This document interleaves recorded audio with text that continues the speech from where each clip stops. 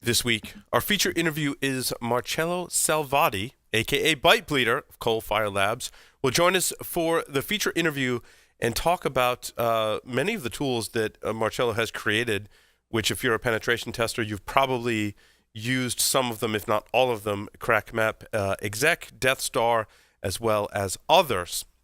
The technical segment this evening will be delivered by John Strand of Black Hills Information Security. I heard he's also an underwear model, which is interesting. He will deliver a Mimikatz event log clearing on Windows technical segment. Security news, 10 things in cybersecurity you might have missed in 2017.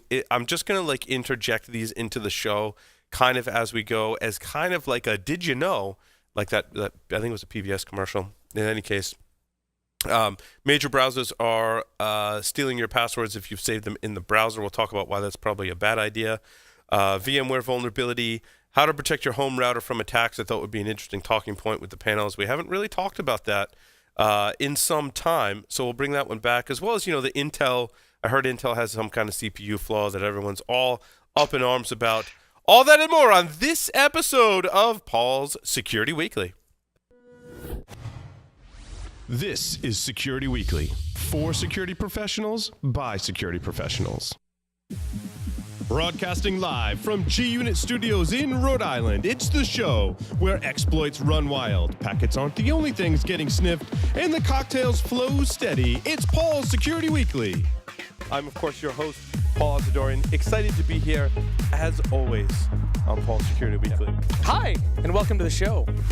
I totally introduced our host right now, but I've got a total awkward boner. What? Where? Oh, hey! I'm in the studio with you guys. That's kind of cool. Sounds like a plan. And we'll at least have one person listening. That's right. Just saying. Yeah, I know, and I appreciate it, and I'm glad you enjoyed your spooning with Jeff. But Hey, that. Actually built a new office. Oh, okay. Yeah, third baby on the way, so I needed a new office. Nice. I lost my old office. That's now the baby room. Brought to you by... The average time between being hacked and realizing you've been hacked is 1 year. Can you afford to let an intruder roam your network for that long? Can your company weather the fallout when this comes to light? Black Hills Information Security can find the bad guys in your network and train you to do it yourself. Email consulting@blackhillsinfosec.com to find out how a hunt teaming engagement can help you find a persistent threat in your network. Signal Sciences is the industry's first web protection platform that works in any cloud, any container, any platform as a service, and any modern application architecture. The Signal Sciences web protection platform can be deployed in next-generation WAF, RASP, or reverse proxy modes, giving customers ultimate flexibility and coverage. Protect your web applications with Signal Sciences web protection platform. Signal Sciences, protecting applications, connecting teams. For more information, check them out at signalsciences.com/PSW. Welcome, everyone, to Paul's Security Weekly, episode 542 for January 4th, 2018. I'm your host, Paul Asadorian. I am the only one here in studio, along with Mark. Mark and I have been here all day as there is a, what the news media calls a major snowstorm. We got, 8 to 12 inches and some wind and stuff. And so the entire state is basically shut down, except for Security Weekly Studios, because we're here. And Mark and I had quite a journey today, which I'll tell you about during the show, because there's been a lot of shenanigans and a lot of funny moments here in the show as like I said, the entire state is shut down. So getting food was a challenge today. I really felt like I was in a post-apocalyptic film in survival mode today. The good news is we have plenty of booze and plenty of cigars, so I was able to work and function. My booze and cigar level was and coffee. So we had the essentials. God forbid without that kind of stuff.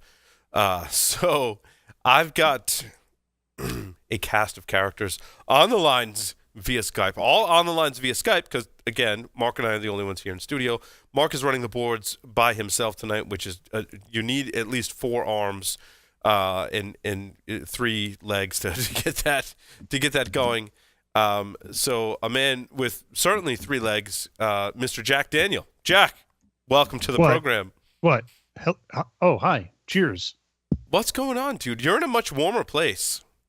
Yeah, well, we got snow and sleet and cold weather, but really cold here is 20 degrees. So people are freaking out. They're in their parkas. State of emergency in 28 counties down here. It snowed in Savannah. They freaked out. But it'll be 65 or something on Monday. So whatever. I'll be on the beach. That's good. Now, Mr. Joff Dyer is with us on the lines via Skype. Joff, what's the weather report in North Carolina? G'day, Paul. How are you? Look, North Carolina, just where I am, is inland far enough. So we dodged a bullet. We're just cold, like very cold. And what's cold? But, What's cold in North Carolina, Joff? What's cold in North Carolina? Well, I think we woke up to about 12 degrees Fahrenheit this morning. Whoa. I've got my phone set to metric because actually I like living in metric. So right now I think we woke up. Well, we'll have that debate later. Okay, we have this like crazy echo going on. But anyway, I speculate that it's going to be an awesome year in information security. Yes, good speculation, Joff. Thank you for that. Also on the lines via Skype, none other than no video tonight, Larry, but we have Larry Pesce on the lines who couldn't make it here because, again, the state is essentially shut down. Larry, welcome. Thanks, Paul. Yeah, and the video is up and working. We just need to potentially work with Mark to get that, but I know he's busier than a one-legged cat burying a turd on a frozen pond right now. So, yeah, absolutely. And it wasn't so much that I couldn't get there. It was very much that I had to put the snowplow on the truck. The Jeep is in need of some maintenance, and the truck does not drive well to the studios with the plow on it. Yes. And my wife's car, not so much in the snow. Yeah, no, I hear you. Yeah. Still pretty snowy out there. No stranger to snow, Mr. John Strand makes your first appearance on Paul Security Weekly in some time. John, it's nice to have you on the program this evening. Happy to be back, especially whenever I got the invite to do a tech segment. I was like, let's go ahead and throw some stuff together about Mimikatz and event logs, and happy to be here. Now, John, living in South Dakota, 8 to 12 inches of snow, sub 20 degree temperatures and a 25-mile-an-hour wind. In the winter in South Dakota, that's what they called like Tuesday? That's what we call like May or June. Yeah. So Gotcha. Making, I don't know if you've been on the show before. You must have been on the show before, Keith. Yeah, I was on episode 504. Yeah, I've been here before as a guest, not as a host. Keith Hulda He's is here with us. You don't remember. Of course, I was on 504. 504, of course. I remember that. So, Keith, You're now... talk about the InfoSec Mentors Project. Yes. Yep. Keith, Thank you, Larry. Yes, Yes. that's right. Keith is here. You're on the lines via Skype from Boston, which is probably in a similar situation weather-wise to what we're experiencing here in Rhode Island. Yeah, cold, windy, snow. Gotcha. Now, Keith is very exciting. We're both very excited. Keith is exciting. We're excited. We're launching a new show on the network with Keith, Application Security Weekly. It's going to debut tomorrow. Episode 00, not even just 0, but 00. 00 is being introduced tomorrow, and we will talk about the rise of application security tomorrow, Keith, in our first episode. I'm so excited. I'm sure it's going to be so I'm awesome. sure there's a string copy joke in there somewhere. Oh, for sure. I'm not entirely sure. There's a lot of really bad nerdy humor that's gone around with Application Security Weekly. But Keith, welcome tonight, and I'm excited for episode 0 tomorrow. For those of you who might not have heard yet, we're in the middle of kind of a wave of announcements for this new show. So, and Keith is going to be, really, I'm just going to show up and make really bad jokes and try and look pretty. And probably, I'll be successful at the bad joke part and probably unsuccessful at the looking pretty part. We'll make it work. And it'll be fine, because Keith's going to do the content for that show. So you don't have to worry about my shenanigans. And that's different how? Ooh.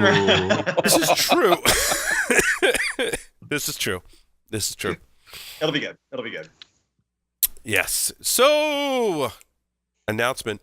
I want to encourage everyone to make sure that you go to securityweekly.com/on-demand. There's 4 webcasts that we've done previously that are there on demand. Please go watch them. If you're interested in file system analysis, doing that by hand and digging into file systems with Doug White. If you're interested in securing SAP and Oracle business critical applications, one of the leaders in that space that leads one of the most infamous research teams into SAP and Oracle vulnerabilities has a segment of content. We, of course, talk with Signal Sciences, Cyber Reason, and others.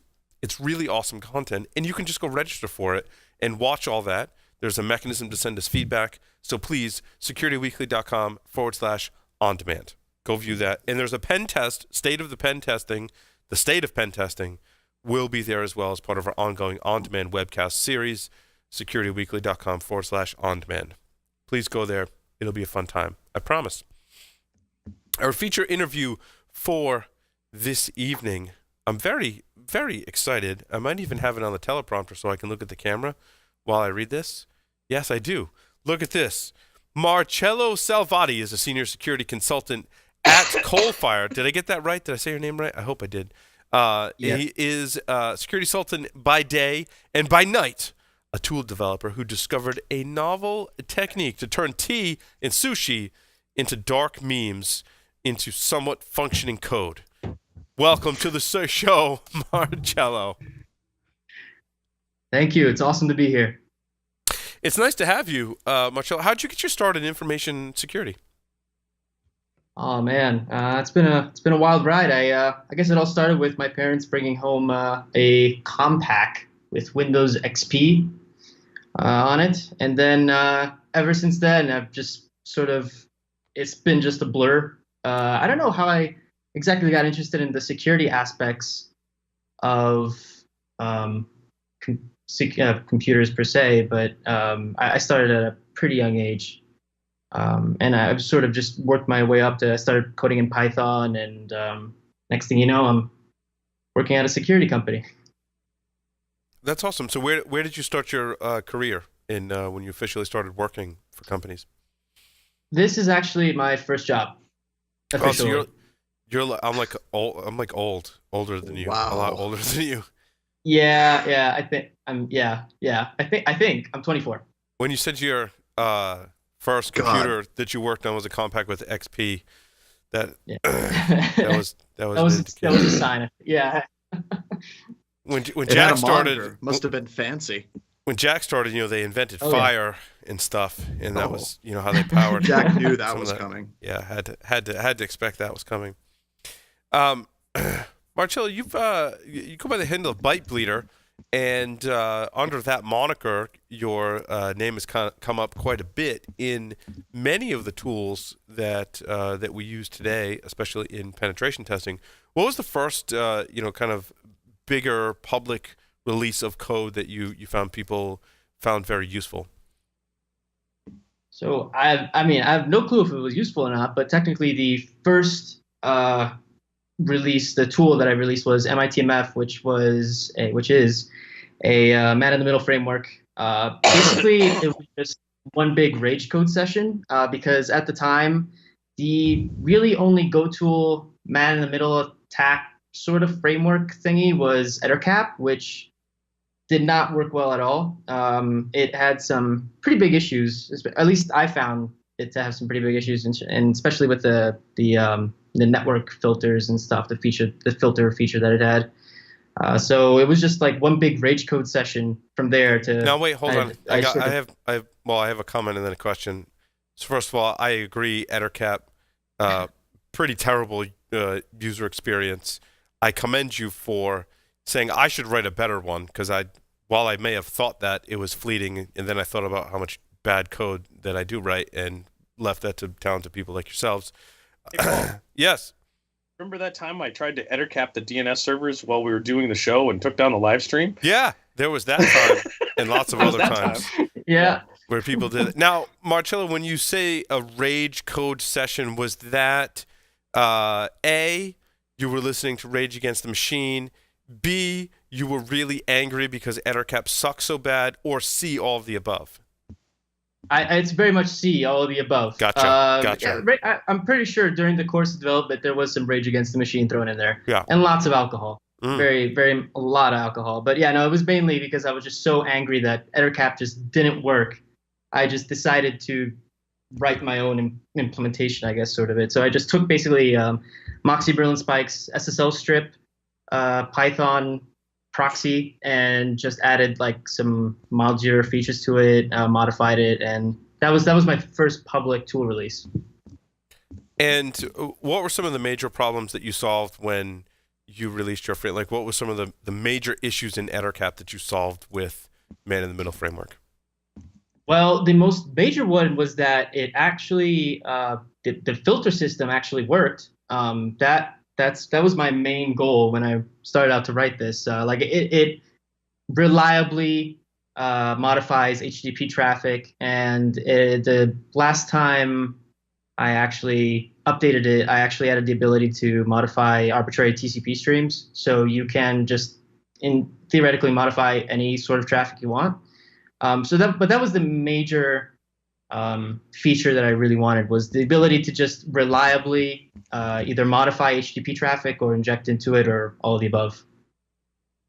How well received was that by the community, and what kinds of feedback and contributions have you gotten to that piece of code? So I've gotten a decent amount of contributions over the years. The feedback was pretty good.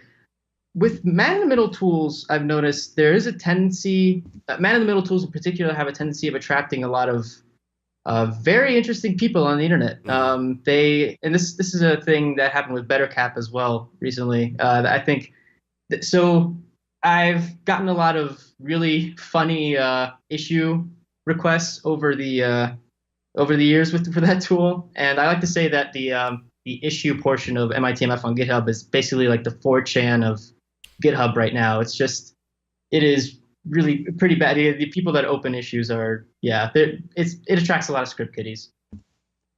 And so Ettercap was the attempt to make Ettercap, better, correct? Yeah, that's correct. It was written by, it was released a few years after MITMF. Basically it's written by Simone Magritelli, who's also a compare Italian. Hey Simone. And he basically wrote, it's written in Ruby, so it's a completely different language. It definitely also, that one too, that works really, really well. I think that one's funny though, because it's like, it has the name, it sounds like a better implementation of Ettercap, but it's completely different from Ettercap in every possible way. Yes, that is so true. Like it is extremely different. Like that there is very few similarities. But it is true that it is much better than Ettercap. That is absolutely true. You have some really, really, really cool features built into man-in-the-middle framework, like the screenshotter. Being able to take a screenshot of the system. I thought that was really, really cool. But you also have the ability, if I'm not mistaken, you have the ability to actually modify executables that you see on the wire in real time to drop malware and backdoor them. Is that correct? Yes, absolutely. So that wasn't that isn't exactly like a novel feature, I guess. So Joshua Pitts, previously to me adding that feature into the man-in-the-middle framework, he wrote his own little tool that basically did that. So it was written on MITM proxy, which is another completely different Python project. He basically created this proxy which integrated the backdoor factory to do essentially that. And I just took that and added it into the framework. And I definitely, a lot of people like that feature. Yeah, but it's really cool. Very cool. I just want to go back to Ettercap, and you had me until you said it was written in Ruby. I know, right? You can send all the flame mail on that to paul@securityweekly.com. But here's the thing, Paul. It works well for being written in Ruby. Surprisingly well. It's everything that Evil Socket does. It works almost flawlessly. He is an awesome. He is one of the smartest guys I've had the pleasure of, I guess, stalking on GitHub. That's awesome. So you mentioned previously that there was a screenshot feature in man-in-the-middle framework. Without code execution on the host, how are you? What does that screenshot feature look like? So it's basically HTML5 is awesome. I'm just going to preface by saying that HTML5 gives you a lot of cool features, and one of the features is that you can take screenshots of the actual browser, of the actual tab that you have open, just through HTML5 and just some JavaScript. So all that MITMF does is basically just inject a JavaScript/HTML5 script in all the HTTP traffic that it intercepts, and you basically it just sends asynchronously sends back screenshots of the rendered browser page that you have open to the to a little server that it spins up, and it saves it to disk. That could be really interesting at a conference or in an office setting. Yeah. Yes, it's extremely interesting, and but my favorite module though is the upside down images one though, and the image replacement module, which just replaces every image with a random image of your choice. Those are my favorites. I can see why. I can imagine why. That's pretty cool. So, questions on man in the middle framework from the panel. One quick one. So I see it's written in 2.7, and before the show we were talking a little bit about Python 3. Are you considering doing any sort of like major overhauls to bring it up to Python 3, or is that just kind of static at Python 2.7 at this point? So that's a good question. So absolutely, I've actually been working on a complete rewrite of the framework. I just basically have to have the time to do it, which is the main issue. But I'm basically going to be rewriting it in Python 3 using the MITM proxy Python library, which I was talking about earlier. And what's cool about that is that it also has native SSL support and also arbitrary TCP stream interception support. So like a lot of stuff would already be abstracted through that library. So I'm definitely going to be, that's definitely on the roadmap. I just basically need time to finish it up and push it out. Another follow-up to that too. So are there any features that you're looking to push in the Python 3 version that you couldn't implement in Python 2.7 just given limitations of the language? Not necessarily limitations of the language. I think the most major issue that Python 3 does solve, rewriting it from scratch in Python 3 though, is Unicode. Unicode was in all my tools really. This is like a trend basically. Unicode is a big issue with a lot of Python 2.7 tools because Python 2.7 does not. It's really hard to handle Unicode in a good manner in Python 2.7. It hates Unicode. Let's be honest. Yes, absolutely. Yeah, and Python 3 really does solve this problem. It's just all Unicode strings, which helps. Yeah, Python 3 went native Unicode, says the guy who's teaching it. Yeah. So, Python 3 definitely is a big step up there. 2.7 is very ASCII byte-oriented, and that's it. Marcello, if there are people in the community that are listening that say, I want to help with that, are you accepting help? And what is the best way for people in the community to help you with this project? Absolutely. I sort of put MITMF on the back burner as of a year ago now, so because I've been working on other tools, namely CrapMapExec and DeathStar. But if you do want to contribute to it, it's just up on GitHub. It's GitHub/pipeleader/MITMF. Code's hosted there. It's open source. You can just submit a pull request or whatever, really. Open an issue suggestion, although that might take a while for me to go through considering they're around like 100 of them at this point. So, but definitely, I'm absolutely accepting pull requests. As a quick follow-up to that, are you going to be pushing the Python 3 branch into something separate for pull requests and things of that nature? If someone wants to help you get a leg up on that as you start to rewrite it? Yeah, absolutely. I just need time to get I have a working proof of concept of that. I just need time to sort of polish it a bit, and then I'll be definitely pushing it as a branch initially, and then I'm hoping to just replace the entire code base with the Python 3 version. Right on. Marcello, you mentioned CrapMapExec. Say that 10 times fast. Yes. Exactly. Tell us about that project. So CrapMapExec is basically my solution to clients dropping you on a 10,000 host network, saying you have a week to pen test that 10,000 host network, and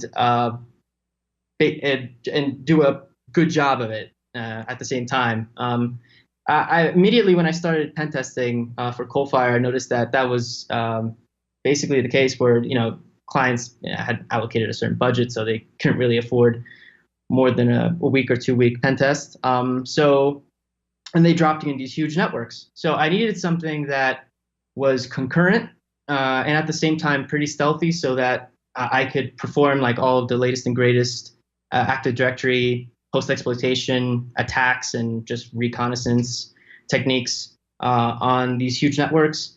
All the existing tool sets really didn't have what I needed. Like at the time, there was SMB exec, which was sort of the precursor to PragMap exec, and that was written in Ruby, and it was basically a wrapper. It really didn't have. It was just a wrapper for the pass the hash toolkit, which were binaries, which were all precompiled to support passing the hash attack. And if you've ever tried to compile those tools, like it's just almost impossible. Like at this point.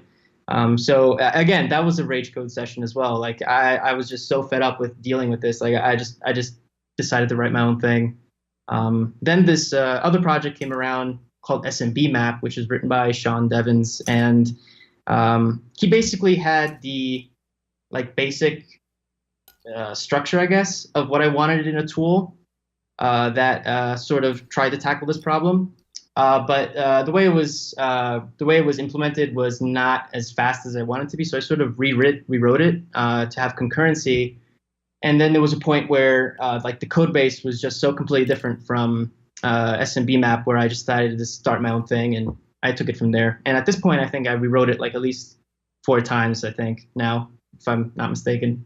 Marcello, I'm noticing a trend that the tools you created, they're being dubbed rage code sessions.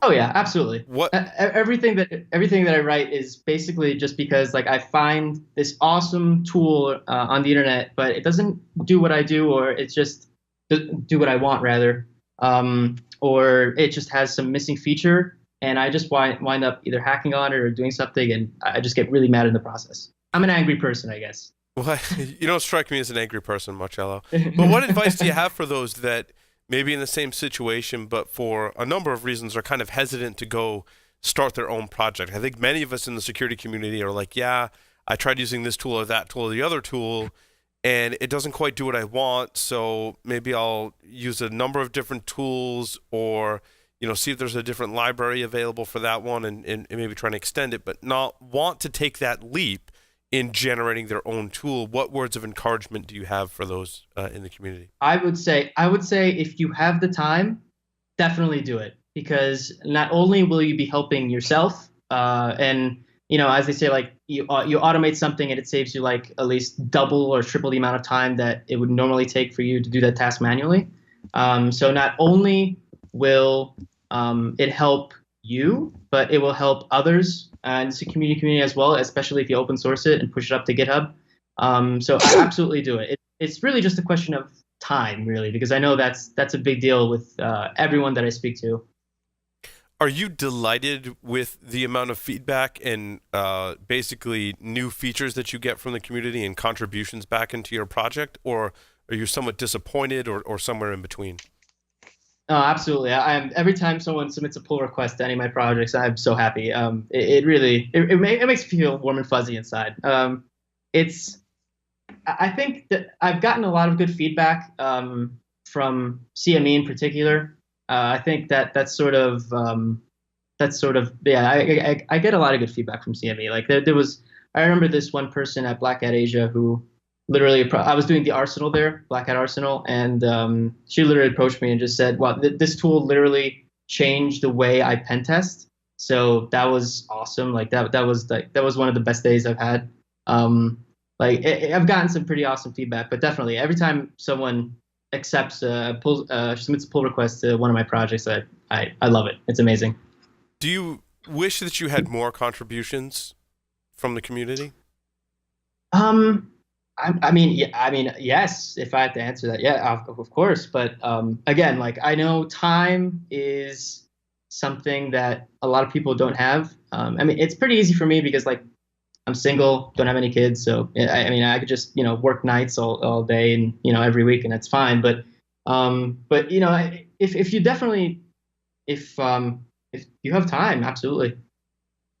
In addition to contributing code, are there other contributions that people can make in the terms of testing and or documentation that you want to kind of convey to the security community today? So yes, documentation is a big deal, especially with some of the tools that I write. Just because I'm not exactly, I'm mostly self-taught. I'm not a developer by any like professional developer by any stretch of the imagination.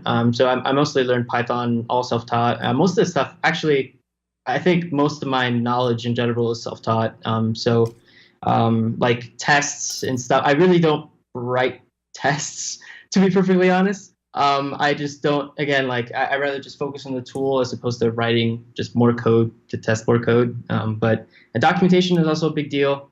I've tried, CME is actually probably the best documented tool that I have currently. But absolutely, if anyone wants to help out with either tests, documentation, or anything along those lines, absolutely. Just hit me up either on Twitter or email me or whatever you prefer. I like this discussion a lot, Marcello, and I think that we don't often highlight enough the importance and or benefit of both you, the developer, and the community when you say, Marcello just released a tool, and I'm using this tool, and I think there's maybe some bugs or things that I could work out with it. Let me write a tool to go automate the tests for that tool, and how powerful that is for me as a developer to learn how to write that code, because now I can go on and that's useful stuff to pen test other things, but it's also useful for you and the community because you end up with a better code base at the end of the day. So I think that's a great call to action for the community. Absolutely, and I know there are a lot of people who like Impacket, for example, is amazing because Alberto Solino, who's in charge of the Impacket library, that guy is freaking, he's a god in my eyes because not only does his code, Impacket in general is just amazing. Like he wrote his own SMB stack from scratch, which is just ridiculous. Yeah, which absolutely blows my mind on so many levels. And it supports every RPC Windows call almost there is. And on top of that, he actually has almost complete coverage in terms of tests for the code. So if any I always tell people I really do inspire to be him because that's just amazing in my eyes. John? Yeah, I got a question for you. You talked about your comments in your issue tracker, which I thought was kind of funny. Some of them are pretty good. But there's one that came up, and I wanted to get your opinion and Keith's opinion on this. Is the one that said HSTS bypass dead? Of course, with SSL strip years ago, Moxie Marlinspike came up with a tool that anytime there was a 302 redirect from HTTP to HTTPS, it would keep it HTTP for the victim and then initiate the HTTPS on your behalf. And HSTS was kind of put in place to stop that from happening. And this one person put in and said, I think HSTS bypass is dead now. No one will be accessing Google or Facebook for the first time without cache. Certificate error is bound to pop up. SSL strip doesn't really come into the picture because of it. Do you think that these type of SSL stripping or bypassing techniques are in fact dead, or is there in fact still a place for them to be in your arsenal as a pen tester and an attacker? So to be perfectly, I don't personally almost with the exception, I guess, of responder like attacks. I guess you could consider those almost man-in-the-middle attacks, but I don't really use traditional ARP spoofing or anything like that in client environments because that does break a lot of stuff, and clients don't like me throwing down their whole network. But I think HSTS bypasses. The SSL strip bypass in particular, I think, is pretty much dead. All of the major sites have HSTS, so strict transport security enabled. So that sort of really, limits the attack surface for that technique, I guess, for lack of a better term. There are a lot of sites, though, that don't have HSTS, so those are viable for the old SSL stripping attack. That being said, there was a strict transport security bypass, which is, I think, what that issue was referencing. That was released by Leonardo NVE. I apologize if I butchered his name, but at Black Hat a couple of years ago. So basically, what he did, and I'm going to see if I can remember this, but what he did was he found a way by intercepting DNS queries and modifying them on the fly. You can basically bypass certificate pinning in modern browsers or in like any type of browser really by just changing the DNS it resolves to. So by that I mean, say a victim is going to facebook.com, right? www.facebook.com. Well, what I do, since I'm in that man in the middle position, I can intercept the DNS query for www.facebook.com and redirect it to www.facebook.com. So I basically just add an extra W onto that DNS, onto that domain name, and that completely bypasses certificate pinning because obviously that the certificate pin doesn't have that domain name configured. And that would be the bypass that Leonardo and VE found. That's what MITMF incorporates. And I think Ettercap has that as well. And I'm of the same mind here as Marcello in terms of you're probably seeing less of it, but to the extent that we see things like Let's Encrypt now, which makes it that much easier to get certs so that you can actually run HTTPS websites from the get-go, I imagine that we're slowly going to see it die out in the same way that cross-site request forgery is kind of going the way of the dinosaur. It still exists. It's still a problem. But again, it's not as big of a problem, I would say, as other web-based attacks that you might otherwise see. Oh, very cool. Yeah, absolutely. So, Marcello, you said that, I guess I want to start with your contributions to PowerShell Empire, as I believe those came first, and then you released your own tool called Death Star, correct? Yeah, that's correct. So my contributions to Empire, to be honest, like most of them are just API fixes, RESTful API fixes. Yeah, okay, makes sense. And just fixes to the tool, because the way Death Star works is basically it just automates all the modules that are already built into Empire. And to support that, I had to make some changes to the way Empire's RESTful API works so that I could track tasks and associate them with a certain ID. So, Marcello, and just some back-end changes. I apologize for interrupting, but just kind of back up for our especially newer listeners. Why would I want to use a tool like PowerShell Empire or Death Star? What problem am I trying to solve with these tools? So the main problem that PowerShell Empire and Death Star, well, PowerShell Empire in particular tries to solve is to have a fileless RAT, basically, a fileless post-exploitation agent. So with all the advent, of the PowerShell attacks, which are sort of somewhat dying out because of all the security that Microsoft put in place, which is awesome, by the way, into the PowerShell scripting engine. But basically, Empire is just a HTTP post-exploitation fileless remote administration tool. And the benefit of using PowerShell as well is that you can natively query Windows APIs through .NET and Active Directory information. So it has a lot of benefits in terms of network reconnaissance with Active Directory and abusing Active Directory misconfigurations, and it just makes it so it's really hard to detect by antiviruses and HIP engines. Although that is changing with all the protections that Microsoft put in place recently. And so, how does Death Star kind of build upon PowerShell Empire for our audience? So Death Star is basically just a Python script which automates the entire process of pen testing your average, the 95% of Active Directory environments that you come up against. Basically, again, like this is something that I started noticing immediately once I started pen testing professionally, is that like all of these Active Directory environments had basically the same as configurations. They had, local admin passwords configured the same on every machine. They had no host isolation, no network segmentation. The most common domain privilege escalation that I've found during my career, at least, is the Gpp Passwords and sysvol vulnerability / misconfiguration, I guess, where they basically, if you pushed out local administrator passwords through group policy preferences, those passwords would be stored in the sysvol share of the domain controller.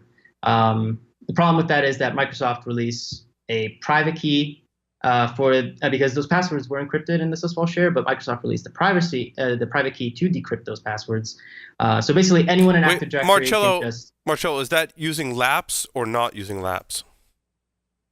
So this is not using laps. Okay. Laps solves this problem completely. And also, Microsoft released a patch a fair amount of time ago to disable that feature entirely, so you cannot push local administrator passwords out through group policy preferences anymore.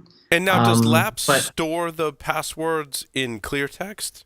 But there's some issues with yes. it does, but it doesn't really matter. I don't know. I had this debate with people all the time. Set the record straight for us. So from what I understand, laps does store the passwords in clear text in a domain attributes, but it sets certain permissions to those attributes on the Active Directory objects so that those passwords can only be viewed by elevated groups. So, for example, domain administrators. So your average Active Directory user wouldn't be able to pull down those laps passwords. Yeah, and if you're domain administrator, game over anyway. So yeah. Yeah, absolutely. And sometimes I found that, and that's the issue though. Like you have to configure laps correctly because there are tools out there that actually just automate that process as well. So if you misconfigure laps, you're basically handing over the keys to the kingdom to an attacker. So that's something to look out for. But so that's interesting, Marcello, that Microsoft created this solution for I have the same local administrator password on all of my workstations, but in the 40-page document they have made available to all of us to learn how you're supposed to implement laps. There are, as in similar Microsoft Active Directory fashion, ways in which you can implement that would introduce further security. I like your thing, like not vulnerabilities, but misconfigurations. Right? Yes, yeah, exactly. And this is a sort of like, yeah, it's really hard. Like it would be hard. You would have to manually go in and change those ACLs to actually misconfigure those attributes. But it's out of the box, it's secure. But obviously, like administrators will make changes to their environment. So there is a chance that those are misconfigured, which is definitely something to look out for. But out of the box, laps is, I'm pretty sure, unless I'm missing something, pretty secure. But yeah, again, like there is definitely, I do agree with the notion that Microsoft has a problem with sane security defaults currently, mostly because of backwards compatibility reasons. That's like the curse of Microsoft. But I think in terms of laps is really awesome, and it solved this huge issue of having the same local administrator password everywhere. I want to turn it over to our panel of experts that play in this space a lot more than I do today. John, Joff, Larry, Keith, Jack. So one of the fun thing about laps is you can spend some time querying ADSI and trying to actually enumerate whether laps is first and foremost enabled, and then see if you can get some credentials out of the directory. So it solves the problem, but also creates an interesting new problem, I think, in the process. Marcello, are you a Star Wars fan? Is that where Death Star comes from? I mean, I'm not a hardcore Star Wars fan. I've seen Star Wars, but it's definitely, I think I just wanted to stay in the theme of Star Wars just because, Empire started out as sort of like a reference to Star Wars. So I just decided to pick something that was in the same vein. I hear you. As you were much younger than I was making references to getting on your tauntaun and going around town today, and it was largely lost on some of our employees that are around the same age as you, at which point I felt really old. I definitely say this a lot, but I sort of regret being my age in some aspects because I miss sort of like the birth of the InfoSec industry. And I think I would have a much better appreciation of where we are now as opposed to like 20 or 30 years ago. I sort of wish I was older. I don't think you missed anything. I seriously think Okay. if 20, 30 years from now, you're going to look back on 2017 and already 2018, and you're going to be just like us. Back in my day, we had these Spectre vulnerabilities. You haven't missed anything, man. I good to know. largely That's good to agree know. with John there. Nothing but pain. That's all you missed out on. It's the same story. Ask Jack. Yeah, but then, But we're again, saying the same story today that we Yeah. said 10 years ago. And I mean, 30 years ago, you got to defer to Jack on the panel today. He's one of the few that were well versed in the industry at 30 years ago. Well, before Jack jumps in, I do have to say though, Marcello, just expressing that means that you're probably leap years ahead. Not probably, you are leap years ahead in terms of your maturity level than many of your colleagues, and that is a good thing. Great point, Joff. Great point. Jack, do you want to Appreciate comment on some of the Microsoft insecure by design that I feel is an issue that we've dealt with both in the past and continue to deal with today, and I feel like we're going to continue to deal with that in the future? Absolutely. I mean, it goes back, as you said, it goes back decades to, in the 60s, there were reports that said, hey, when we factor in, forget the exact title, the what is colloquially called the Ware report, Willis Ware's report. One of his observations was that if we don't factor in usability, people will circumvent what we do in security. And it comes down to that. People are trying to do whatever it is they're doing. People that are working with computers are generally trying to accomplish something, not be secure. And, if you are like Microsoft and sell into the enterprise, we have to make it possible for people to do stuff. And so it's the classic, ease of use, usability, and then the long cycles of the enterprise make it a challenge to do things. I mean, there have been opportunities I think Microsoft has missed in the past, but they have the backwards compatibility challenges. And if we were to enforce all kinds of security, a lot of things wouldn't work, and people would be upset, and it would cost companies money, and then we would not get the gains we do. But it is frustrating. Microsoft has made advances, as have most companies, not all, in making it easier to do the right thing. But I think that's kind of the challenge that gets missed, and what really frustrates me and a lot of us when we talk about the embedded devices and other things that are insecure by default. Those of us that worked with NT4 remember trying to secure an NT4 box that was on the internet. You had to turn everything off. Today you have to turn a lot of things on. It's still insecure. There's still dumb shit in there. It's getting better, but we've got job security. I want to stand up for Microsoft though, and I'd like to get Keith's opinion on this too. But it's easy in this industry to bash on Microsoft.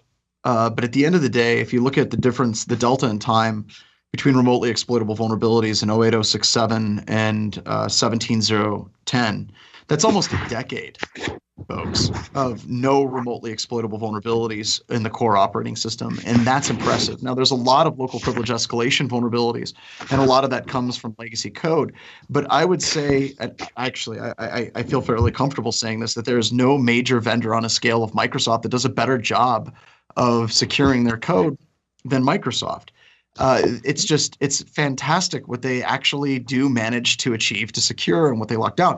Doesn't mean that they do everything perfect. I mean, I've had my beef with Microsoft with the Outlook Web Access, Exchange Web Services vulnerabilities that they consider to not be an issue. And by the way, thank you, Microsoft, for not fixing that, because Larry, Marcello, and we still break into customers' environments because you refuse to fix it. But if you look at the core of what they're doing with their code, I feel honestly that they're actually doing a spectacular job defending what it is that they're trying to defend, which is actually massive and used everywhere. So, Keith, like I said, you're the better expert on this than I am, and I'd love to get your take.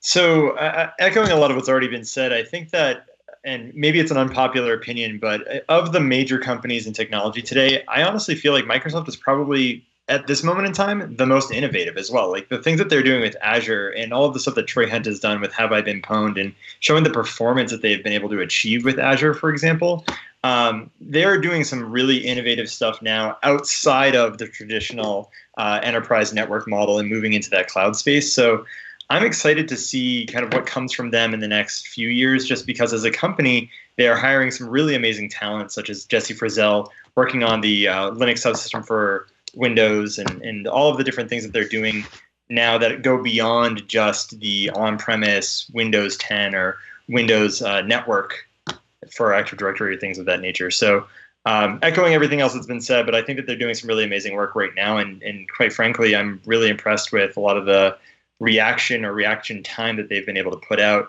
to some of the vulnerabilities that have been released in more recent days. Yeah, absolutely. I completely. Oh, go ahead. Sorry. I was just going to say, one of the things that I've noticed in the past several years of hitting MVP Summit and other events in Redmond is that when you're walking around the campus, people who aren't security people, you overhear conversations about security implications. They've gutted the Trustworthy Computing Group, which I think was a mistake. But that said, when you hear people discussing things, overhearing things that people are talking about, it is common to hear people discuss the security implication. I'm talking, regular developers, regular program managers in various things. The security implications of what happens at Microsoft are something that did get ingrained for a lot of folks. And I think that as others have said, some of the people that they've pulled in and some of the projects they're working on are doing a good job. They have some real challenges, but yeah, they've, if you look at where we were with, the XP and where we are now, it's amazing. And it's imperfect, but the computer systems work. I mean, don't get me wound up on Windows 10 anniversary update, or God forbid, the steaming pile of crap creators update that just came out. No, we should, because it's wildly entertaining. But Jack, it's really, if I wanted video this reliable, I would run Gentoo. It's a loaded statement. Do we have agreement from the panel that Microsoft has done a great job in the past 15 plus years of creating a security culture at Microsoft? And that's what Jack was just talking about. I agree with that. I mean, we largely agree, right? Now, wait a minute, though. I am going to throw something on the fire here, though. Let's talk about Active Directory. Active Directory is just a hot mess. It's very it works hard. Exactly as intended. That's exactly as it's intended. Now, that's the question. Do we think that Active Directory and the way that it's implemented by Microsoft is broken because of some level of incompetence? Or is just that idea, the idea of, using Kerberos and LDAP to basically tie together authentication, single sign-on, and all those things, is just an inherently insecure idea? That is just difficult to implement correctly. Because with a lot of our customers, it honestly seems like Active Directory is nothing more than a superhighway for penetration testers to take over an entire organization. And it gets into some really dicey questions as to whether or not Active Directory itself is actually securable in a large environment that needs it for, let's say, 50 to 100,000 employees. I would defer to Marcello on this, but I think that my general statement on this is it's a feature, not a bug. And I'm just going to leave it at that and jump to Marcello. Spoken like a true developer, Keith. What can I say? well, before Marcello jumps in, having exploited a lot of the features in recent history, I would say that I don't think it's all on Microsoft. I do think there's a lot of features available to further secure information in Active Directory. It just seems like it's a mammoth task that a lot of organizations don't always undertake because it is such a granular system that you have to spend a lot of time examining the schema, a lot of time actually drilling down and actually being able to secure the subparts of that schema. And it's one of those throw your hands up in the air and do I really want to go down that path kind of issue. That's a great point, Jeff. So it's more of an issue of they're not defaulting to security defaults. They're giving them the option of leveraging security, but they're not defaulting to it. Marcello, please, I interrupted you. Go right ahead. Usability default. No. Marcello, go ahead. Sorry. No, basically, I'm going to be echoing everything basically you guys said, but I would definitely say that the main issue with Active Directory is its complexity.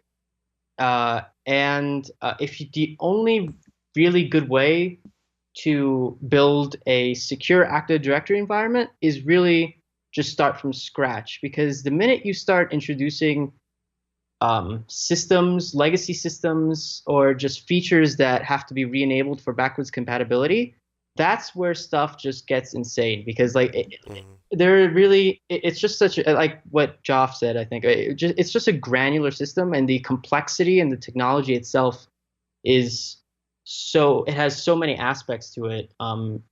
It really requires an insane amount of knowledge and to properly secure it.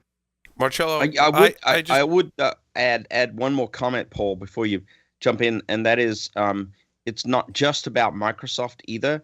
There are plenty of products that seek to extend the schema of the LDAP directory, and in the process can even open up further vulnerabilities. And so it is perhaps this speaks a little bit to John's comment that perhaps the approach there is problematic in terms of opening up that availability, or I hate to use the word ecosystem. I don't like the ecosystem word, but opening up the opportunity to extend the schema and to open up further vulnerability through third-party integration. Marcello, I just have 5 questions remaining for you. Are you ready to play 5 questions with Security Weekly? Oh yes, I am. My body is ready. My body is ready. I don't know how much it involves your body. Maybe next time you can be here in the studio, and it might. Marcello, depending on one of the questions, it might involve his body. That's right, a certain body part. 3 words to describe yourself. I guess angry sometimes. I mean, eat too much sushi, and I drink way too much. If you were a serial killer, what would be your weapon of choice? A vase. If you wrote a book about yourself, what would the title be? Probably something involving either pizza or pasta. In the popular game of Ask Grabby Grabby, do you prefer to go first or second? Second. I think second. Absolutely. Choose 2 celebrities to be your parents. Alive, dead, living, or otherwise. All right. Taylor Swift and Robert Redford. Wow, that was fast. That was wow, awesome. T-Swizzle. I love T-Swizzle. That's a good answer. That's a weird one, though. That's a strange Marcello, combination. Thank you very much for appearing on this edition of Paul's Security Weekly. With that, we're going to take a short break. Come back with a technical segment. Stay tuned. Don't go anywhere.